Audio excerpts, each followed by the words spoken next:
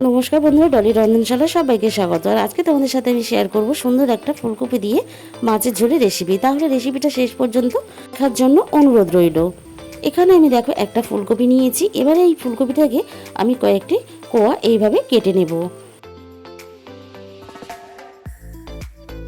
ফুলকপির এই কোয়াগুলো যেহেতু অনেকটাই বড় বড়, তাই আমি এখানে ফুলকপিগুলো একটু মাঝখান থেকে কেটে ছোট ছোট করে নেব। আমি এখানে সমস্ত ফুলকপি কিন্তু একইভাবে কেটে নিলাম। এবার এই ফুলকপিগুলো নিয়ে আমি একটা বাটির মধ্যে তুলে নিলাম। এরপরে আমি এর মধ্যে দিয়ে দেব বেশ খানিকটা পরিমাণ জল। আর জলের মধ্যে আমি এখানে দিয়ে দেব লবণ দিয়ে আমি একটু ভিজিয়ে রেখে দেব। এরপর আমি দেখো মাঝারি সাইজের দুটো আলু নিয়েছি। আলুগুলো এইভাবে লম্বা লম্বা করে আমি কেটে নেব। সমস্ত আলু আমার এখানে কাটা হয়ে গেছে।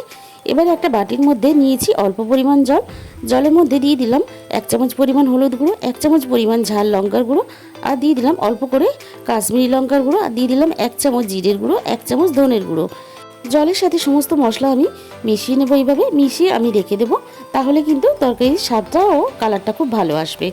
এদিকে আমি কয়েক পিস মাছ নিয়েছি। তার মধ্যে আমি দিয়ে দিলাম স্বাদ মতো লবণ, দিয়ে দিলাম প্রয়োজন মতন হলুদ গুঁড়ো। এবার মাছটা আমি খুব ভালোভাবে এখানে মেখে নিলাম। এরপর দেখো আমি ফ্রাইং প্যানের মধ্যে কিছুটা তেল গরম করতে বসিয়েছি। তেলের মধ্যে একে একে এই মাছগুলোকে আমি ছেড়ে দেব। আমি সবগুলো মাছ একসাথেই দিয়ে দেবো। এখানে একটা সাইড খুব ভালোভাবে হয়ে যাওয়ার পরে আমি মাছগুলো অপর সাইডগুলো এইভাবে উল্টে পাল্টে দেব। এখানে আমার দুটো সাইড খুব ভালোভাবে মাছগুলো ভাজা হয়ে গেছে। এবার মাছগুলোকে আমি তুলে নেব একে একে। যেহেতু একটু বড় সাইজের মাছ, তাই আমি কিন্তু এখানে লালচে করে ভেজে নিয়েছি। এরপরে ওই ফ্রাইং প্যানের মধ্যে আমি দিয়ে দিলাম আগে থেকে কেটে রাখা আলুগুলো একটু নাড়াচাড়া করে নেব। এরপর আমি এখানে দিয়ে দেবো স্বাদ মতো লবণ দেওয়ার পরে আলুগুলো আমি একটু লাল লাল করে ভেজে নেব। এখানে আমার আলুগুলো লাল লাল করে ভাজা হয়ে গেছে। এবার আলুগুলো আমি তেলে থেকে তুলে নেব।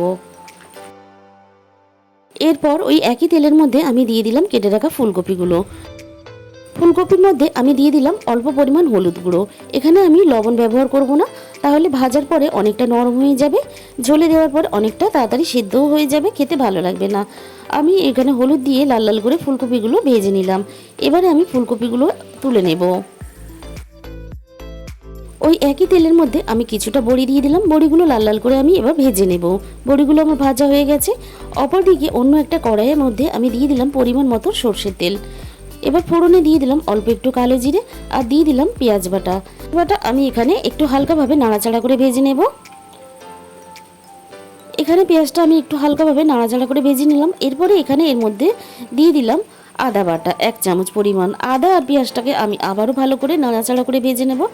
তারপর মশলাটা আমি দিয়ে দিলাম। এখানে মশলা দেওয়ার পরে আমি খুব ভালোভাবে সব কিছু একসাথে কষিয়ে নেব। এখানে আমার খুব সুন্দর করে কষানো হয়ে গেছে। এরপর এখানে আমি দিয়ে দেব টমেটো বাটা। আমি এবার টমেটোটা খুব ভালোভাবে মশলার সাথে কষিয়ে নেব। আমার এখানে খুব সুন্দরভাবে কষানো হয়ে গেছে। এবার আমি এখানে দিয়ে দিলাম স্বাদ মতো লবণ। আমি কিন্তু এখানে ফুলকপিতে আগে ভাজার সময় লবণ ব্যবহার করিনি, তাই এখানে কিন্তু লবণটা বুঝেই দিতে হবে। খুব ভালোভাবে মশলাটা কষানোর পরে আমি এখানে দিয়ে দিলাম ভেজে রাখা ফুলকপি আর আলু। আমি এখানে মশলার সাথে আলু আর ফুলকপি খুব সুন্দর করে কষিয়ে নিয়েছি। এরপরে আমি এখানে দিয়ে দেব পরিমাণ মতো জল। এবার সব কিছু খুব সুন্দর করে আমি একসাথে মিশিয়ে দেব। এবার আমি ফুলকপি আর আলুটাকে খুব ভালোভাবে সিদ্ধ হতে দেব। এখানে আমার আলু আর ফুলকপি খুব ভালোভাবে সিদ্ধ হয়ে গেছে। এবারে আমি ঝোলের মধ্যে দিয়ে দেব ভেজে রাখা মাছগুলো। এরপর আমি এখানে দিয়ে দেব ভেজে রাখা বড়িগুলো। মাছ আর বড়ি আমি একসাথে খুব ভালোভাবে মিশিয়ে এখানে মিনিট 5 আমি মাছটা ঝোলের সাথে ফুটতে দেব। আমার এখানে ঝোলটা রেডি হয়ে গেছে। এরপরে আমি দিয়ে দিলাম অল্প পরিমাণ একটু ধনেপাতা কুচি। সব কিছু আমি খুব ভালোভাবে একসাথে আবারও মিশিয়ে দিলাম। আজকের এই ফুলকপি আলু দিয়ে মাছের ঝোলের রেসিপিটা যদি ভালো লেগে থাকে অবশ্যই ভিডিওতে একটা লাইক করো। তাহলে আজকে এই পর্যন্ত।